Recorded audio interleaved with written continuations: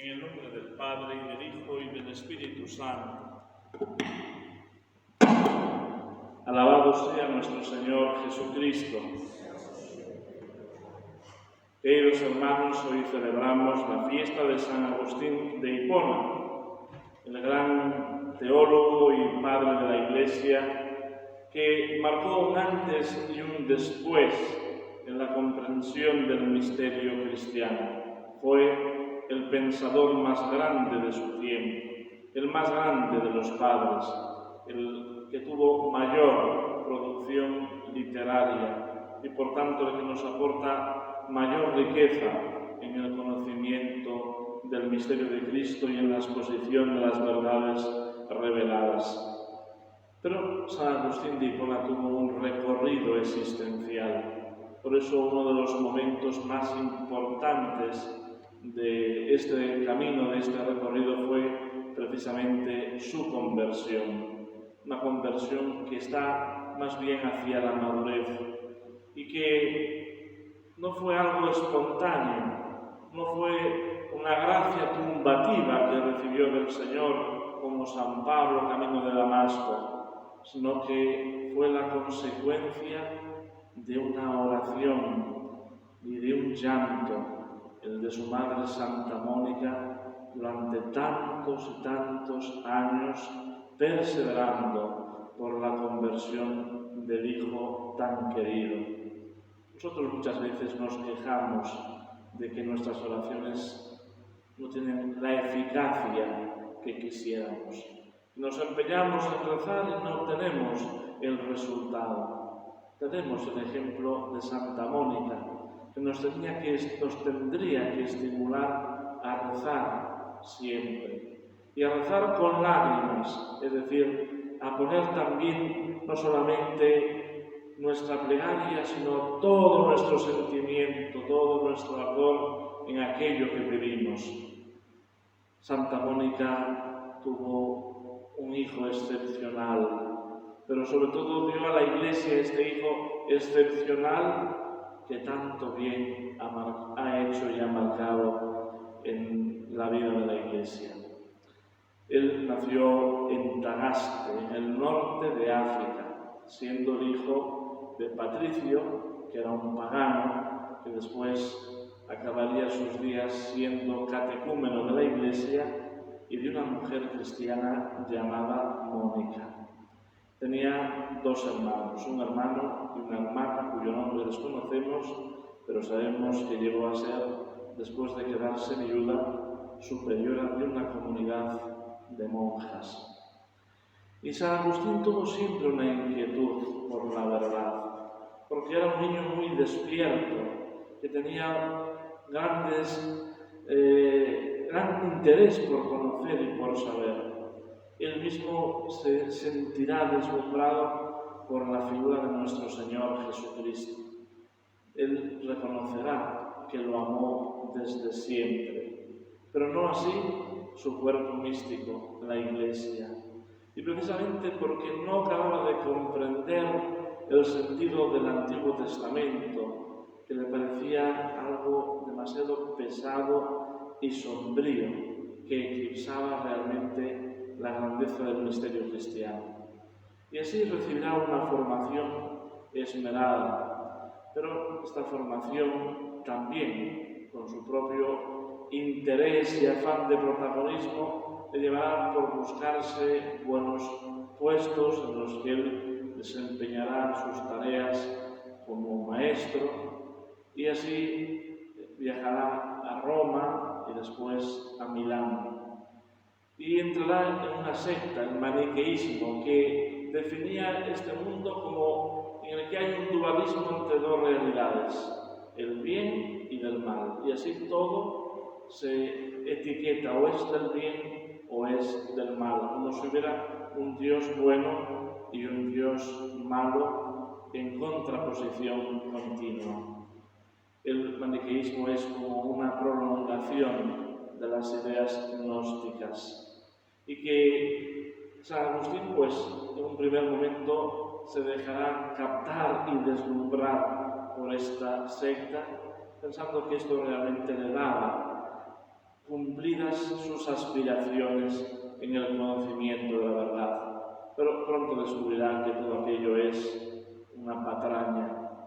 Y será precisamente escuchando al gran arzobispo de Milán, San Ambrosio, sus predicaciones, sus sermones, donde él va a experimentar ese interés, ese anhelo por conocer la verdad, precisamente porque San Ambrosio utilizaba un método de hacer como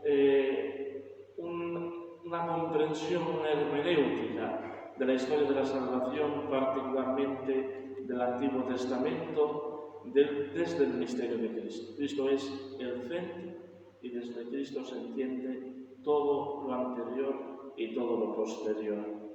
Y eso le va a dar a él el entendimiento de lo que hasta ese momento le parecía sombrío, le parecía totalmente desfasado. Pero San Ambrosio no se lo puso fácil. Cuando él quería acercarse a preguntarle, a entablar un diálogo con él, San Ambrosio se hacía el escurridizo, precisamente para despertar todavía más ese anhelo por la verdad. Verdaderamente el mismo San Ambrosio dirá a Santa Mónica: no se perderá el hijo de tantas lágrimas, y él le administrará el santo bautismo. Para San Agustín, este momento que recoge en lo que va a ser su autobiografía y que es una obra única en el mundo incluso de la literatura, el libro de sus confesiones, como ya todas aquellas aspiraciones del pasado, todas aquellas metas humanas, serán para él totalmente faltas de interés. Y es su propósito volver a su tierra, irse al norte de África, establecer allí una comunidad de oración, de reflexión, de estilo monástico, en el que dedicarse a la predicación, a la enseñanza de la verdad, a refutar los errores. Recibirá el orden sacerdotal y después será elegido como obispo de Hipona. Este gran pastor de la Iglesia acabará también sus días experimentando la decadencia de su siglo, en la moral, en la fe. Ya no era aquella misma fe de los mártires, ya se iba introduciendo en las comunidades cristianas el espíritu del mundo. Y por tanto, de alguna manera, él será testigo de esa decadencia, intentando de alguna manera poner remedio en su propia diócesis, en su propio rebaño. El ejemplo de San Agustín ha de suscitar en nosotros dos cosas bien importantes. La primera de ellas es una auténtica y contundente conversión en nuestra vida.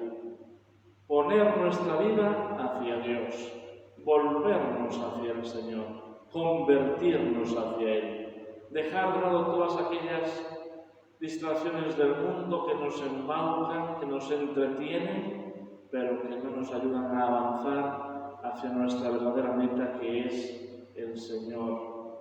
San Agustín se lamentará de haber perdido tanto el tiempo en la búsqueda y el encuentro con el misterio de Dios manifestado en Jesucristo. Y así nos dejará las páginas más bellas de ese enamoramiento profundo del Señor. Nosotros tenemos que acrecentar cada día este amor hacia el Señor, este amor a las cosas de Dios.